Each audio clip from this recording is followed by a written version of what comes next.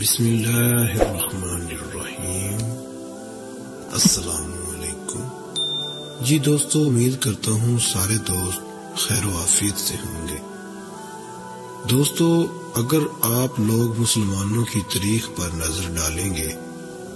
تو آپ کو یہ پتہ چلے گا کہ مسلم تاریخ میں سب سے پہلی لڑی جانے والی جنگ کا نام جنگ بدر تھا۔ یہ جنگ دراصل مدینہ کے مسلمانوں اور مکہ کے لوگوں کے بیچ لڑی گئی تھی، کہ جو مسلمانوں کے سب سے پہلے اور سب سے بڑے دشمن ہوا کرتے تھے۔ آپ کو بتاتے چلیں کہ یہ جنگ 624 عیسوی میں، اور اگر چاند کی تاریخ کے حساب سے دیکھا جائے تو 2 ہجری میں لڑی گئی تھی۔ اس جنگ میں جہاں ایک طرف مدینہ کے مسلمانوں کی فوج کی تعداد صرف 313 تھی، تو وہیں دوسری طرف مکہ سے آنے والی فوج کی تعداد 1000 سے بھی اوپر تھی۔ مگر اس کے باوجود بھی اس جنگ میں مسلمانوں نے فتح حاصل کی تھی۔ صرف فتح ہی حاصل نہیں کی تھی، بلکہ مکہ کی فوج کو وہ جانی اور مالی نقصان پہنچایا تھا کہ جس کا شاید مکہ کے لوگوں نے کبھی گمان بھی نہیں کیا تھا۔ اور یقینی طور پر مسلمان ایسا کرتے بھی کیوں نہ، کیونکہ یہ جنگ تو ان کے وجود کی جنگ تھی، یعنی یہ جنگ ان کے وجود کو مٹانے کے لیے ہی لڑی گئی تھی۔ فی الحال مسلم ہسٹری کی اس پہلی جنگ کی جیت کا کریڈٹ جن 2 لوگوں کو دیا جاتا ہے وہ دراصل کوئی اور نہیں بلکہ حضرت علی شیر خدا اور آپ کے چچا یعنی حضرت محمد صلی اللہ تعالی علیہ وآلہ وسلم کے چچا حضرت امیر حمزہ رضی اللہ تعالی عنہ تھے۔ آپ کو بتا دیں کہ یہی وہ 2 لوگ تھے کہ جنہوں نے اس جنگ میں سب سے اہم کردار ادا کیا تھا۔ قریش مکہ کے زیادہ تر جو بڑے بڑے سردار اس جنگ میں قتل ہوئے تھے وہ بھی دراصل ان دونوں ہی لوگوں کی تلواروں سے قتل ہوئے تھے۔ مگر ظاہر ہے دوستو، جیسا کہ میں نے آپ کو پہلے تحریر میں بتا دیا تھا کہ اس جنگ میں مسلمانوں نے قریش مکہ کا وہ جانے اور مالی نقصان کیا تھا کہ جس کے بارے میں کبھی ان لوگوں نے سوچا بھی نہیں تھا۔ آپ کو جان کر حیرانی ہوگی کہ جتنے بھی قریش مکہ کے بڑے بڑے سردار ہوا کرتے تھے کہ جو اکثر مسلمانوں کے خلاف میٹنگ وغیرہ کیا کرتے تھے اور بڑے بڑے فیصلے لیا کرتے تھے کہ آخر اب کیا کرنا ہے، وہ سارے کے سارے لوگ اس جنگ میں مارے گئے تھے۔ گنے چنے مکہ کے کچھ وہی سردار زندہ بچ سکے کہ جن میں سے زیادہ تر لوگ اس جنگ میں کسی وجہ سے شامل ہی نہیں ہو پائے تھے۔ فی الحال جب ادھر سے ہاری ہوئی فوج مکہ پہنچی تو وہاں پر موجود جو عورتیں تھیں اور جو ایسے لوگ تھے کہ جو اس جنگ میں شامل نہیں ہوئے تھے وہ غصے سے پاگل ہو گئے۔ انہوں نے اپنے ہارے ہوئے سپاہیوں کو نہ صرف تانے دیے بلکہ ساتھ ہی ساتھ غصے کی آگ میں بدلہ لینے کے لیے تیاریاں شروع کر دی۔ صرف اور صرف 1 سال کے اندر ہی قریش مکہ نے ایک بار پھر سے اپنی ایک زبردست اور طاقتور فوج تیار کر لی اور مدینہ پر حملہ کرنے کے لیے نکل پڑے۔ دوسری طرف جب مدینہ کے مسلمانوں کو بھی اس فوج کی نکل جانے کی خبر ملی تو انہوں نے اپنی فوج تیار کرنا شروع کر دی، اور اس بار مسلم فوج کے لیڈرشپ خود آخری نبی حضرت محمد صلی اللہ تعالی علیہ وآلہ وسلم کے ہاتھوں میں تھی۔ دوستو، اس بات میں تو کوئی شک نہیں ہے کہ قریش مکہ اس جنگ میں اسی لیے کودے تھے تاکہ وہ مسلمانوں کو ہرا کر اپنے سینے میں لگی ہوئی بدلے کی آگ کو بجھا سکے کہ جو پچھلے 1 سال سے ان کے سینے میں جل رہی تھی۔ مگر اس ہار کے بدلے کے علاوہ بھی ان لوگوں کا جو سب سے بڑا ٹارگٹ تھا، جس کو وہ سب سے زیادہ زور دے رہے تھے، وہ دراصل حضرت حمزہ کو شہید کرنا تھا۔ یعنی وہ جنگ جیتنے سے زیادہ اس بات پر فوکس کر رہے تھے کہ حضرت حمزہ کو کیسے قتل کیا جائے۔ اس کی وجہ یہ تھی کہ کیونکہ وہ حضرت حمزہ کو ہی اپنے سب سے بڑے دشمن کے طور پر دیکھ رہے تھے، کیونکہ پچھلے سال جو جنگ ہوئی تھی یعنی کہ جنگ بدر، اس میں جیسے کہ میں نے آپ کو پہلے ہی بتایا کہ سب سے زیادہ بڑے بڑے سردار جو قتل ہوئے تھے مکہ کے، وہ دراصل حضرت امیر حمزہ کی تلوار سے ہی قتل ہوئے تھے۔ مکہ سے اپنی فوج کے ساتھ نکلنے کے بعد قریش مکہ کے بڑے بڑے سردار اسی بات پر ہی ڈسکشن کرتے آ رہے تھے کہ آخر اس جنگ میں حضرت حمزہ کو کیسے قتل کیا جائے گا۔ مکہ کے ہی ایک سردار کے جس کا نام جبیر بن مطعم تھا، اس نے ایک اپنے حبشی غلام کو جس کا نام وحشی بن حرب تھا،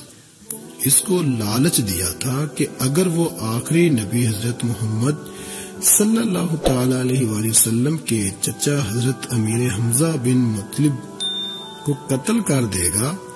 یعنی ان کو شہید کر دے گا، تو اس کو انعام کے طور پر آزاد کر دیا جائے گا۔ اور جبیر بن مطعم نے اپنے غلام کو یہ لالچ اس لیے دیا تھا کیونکہ پچھلی جنگ یعنی جنگ بدر میں حضرت امیر حمزہ نے اس کے چچا کو بھی قتل کیا تھا۔ اتنا ہی نہیں، اس حبشی غلام کو اس کے آقا کے علاوہ مکہ کے اور بھی بہت سارے لوگوں نے حضرت امیر حمزہ کو شہید کرنے کے بدلے میں انعام کا لالچ دیا تھا، اسپیشلی ابو سفیان کی بیوی ہند نے۔ انہوں نے تو نہ صرف اس حبشی غلام کو لالچ دیا تھا بلکہ ساتھ ہی ساتھ جس طرح سے حضرت امیر حمزہ کو شہید کرنا ہے اس کو ٹریننگ بھی دی تھی۔ مکہ سے نکلنے سے لے کر حضرت امیر حمزہ کی شہادت تک جب بھی راستہ میں یا کہیں پر بھی وہ حبشی غلام ہند کو ملا کرتا تھا تو ہند ہمیشہ اس حبشی غلام کو یہ یاد دلایا کرتی تھی کہ اے وحشی، تو ہمارا سینہ ٹھنڈا کر، ہم تجھ کو آزاد کر دیں گے۔ یعنی وہ بار بار اس کو یہ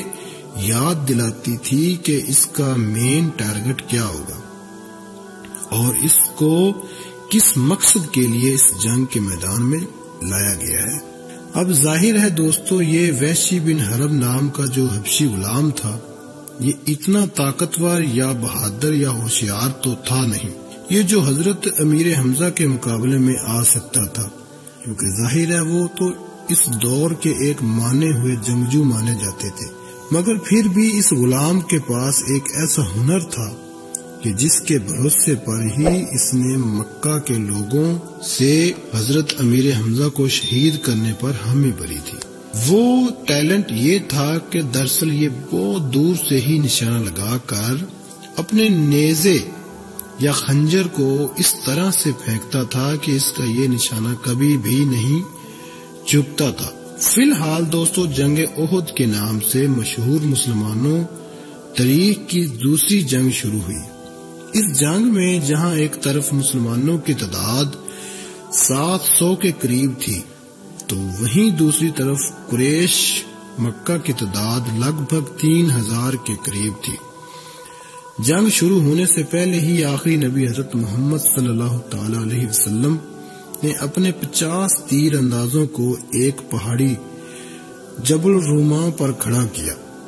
اور ان کو یہ نصیحت دی کہ جنگ ہم ہاریں جیتیں یا جو بھی ہو، تم لوگوں کو یہاں سے نہیں ہٹنا ہے، یہاں پر کھڑے ہی رہنا ہے۔ یہ اس لیے کہا گیا تھا کیونکہ لوکیشن کے اینگل سے وہاں پر یہ خطرہ تھا کہ کبھی بھی جو دشمن فوجیں ہیں وہ پیچھے سے آ کر بھی اٹیک کر سکتی ہیں۔ فی الحال بہت جلد ہی یہ جنگ ایک خونخوار جنگ میں بدل گئی اور جنگ کا پالا شروع سے ہی مسلمانوں کے قبضے میں آ گیا، یعنی اس جنگ میں شروع سے ہی مسلمان قریش مکہ پر حاوی ہو گئے۔ نتیجہ یہ ہوا کہ کچھ دیر کے بعد ایک قریش مکہ کی فوج کے ہوش اڑ گئے اور انہوں نے پیٹھ دکھا کر بھاگنا شروع کر دیا۔ قریش مکہ جب یہ جنگ ہار گیا اور مسلم فوجیوں نے جشن منانا شروع کیا تو اس پہاڑی کا جن 50 تیر اندازوں کو کھڑا کیا گیا تھا کہ قریش مکہ کی فوج تو پیٹھ دکھا کر بھاگ چکی ہے اور مسلم فوجیں جیت بھی چکی ہیں اور جشن منا رہی ہیں، تو وہ لوگ بھی وہاں سے ہٹ گئے اور بیچ میدان میں جا کر باقی مسلم سپاہیوں کے ساتھ جشن منانے لگے۔ حالانکہ ابھی بھی 2-4 تیر انداز ایسے تھے کہ جنہوں نے اپنی جگہ نہیں چھوڑی اور وہ بالکل ٹس سے مس نہیں ہوئے۔ اب ظاہر ہے دوستو، زیادہ تر تیر انداز تو وہ جگہ چھوڑ چکے تھے اور ہونا بھی وہی تھا کہ جس کا پہلے سے ہی خطرہ ستا رہا تھا۔ تھوڑی ہی دیر کے اندر مکہ کی فوج کے اندر موجود ایک ایسا سفر سالار کہ جس کو سب سے زیادہ ہوشیار اور قابل مانا جاتا تھا، اس کی نظر اس کے اوپر پڑ گئی اور ظاہر ہے وہ تو شاید پہلے سے ہی اس موقع کی تلاش میں تھے۔ پھر کیا تھا، اس نے اپنے ساتھ کچھ گھڑ سوار جنگجوؤں کو لیا اور پیچھے سے جا کر ڈائریکٹ اٹیک کر دیا۔ یہ اٹیک اتنا زیادہ خطرناک تھا کہ مسلمان اس اٹیک کو برداشت نہ کر سکے۔ دوسری طرف مکہ کے جو زمینی فوج کچھ دیر پہلے تک پیٹھ دکھا کر بھاگ رہی تھی، اس نے جب یہ دیکھا تو وہ بھی فوراً واپس آ گئی اور اس میں ایک دم سے جان پڑ گئی۔ یہ جنگ کے جو شروع سے ہی مسلمانوں کے قابو میں تھی اور مسلمان لگ بھگ اس کو 90% جیت ہی چکے تھے، اب اس جنگ کا پانسا پوری طرح سے پلٹ چکا تھا۔ آپ لوگ جانتے ہیں کہ اس جنگ کا پورا پانسا پلٹ دینے والا مکہ کے فوج میں موجود یہ بہادر اور ہوشیار جنگجو کون تھا؟ تو میں آپ لوگوں کو بتا دوں کہ دراصل یہ کوئی اور نہیں بلکہ حضرت خالد بن ولید تھے، کہ جو اس وقت تک ایمان نہیں لائے تھے اور مکہ کی فوج کی طرف سے لڑ رہے تھے۔ فی الحال جنگ کا پانسا پلٹ جانے کے باوجود بھی مسلمان ڈٹے رہے اور ڈٹ کر مقابلہ کرتے رہے۔ حضرت امیر حمزہ اس میدان جنگ میں جدھر بھی جاتے دشمنوں کی صفوں کو پلٹ کر رکھ دیتے تھے۔ وہ اس جنگ میں بھی ہمیشہ کی طرح دونوں ہاتھوں میں تلواریں لیے لڑ رہے تھے۔ انہوں نے مکہ کے ایک ایسے آدمی کو للکارا کہ جو نہ صرف حد سے زیادہ طاقتور بلکہ جنگ کے معاملے میں تجربہ کار بھی مانا جاتا تھا اور مکہ میں ابو نیار کے نام سے مشہور تھا۔ آپ نے اس کو للکارتے ہوئے کہا کہ کدھر جا رہے ہو، آؤ ذرا دو ہاتھ کریں۔ مکہ کا وہ جنگجو بھی دھاڑتا ہوا اور چلاتا ہوا آپ کے مقابلے کے لیے آیا۔ آپ ظاہر ہے یہ دونوں ہی طاقتور اور بہادر بھی تھے اور جنگ میں تجربہ کار بھی مانے جا رہے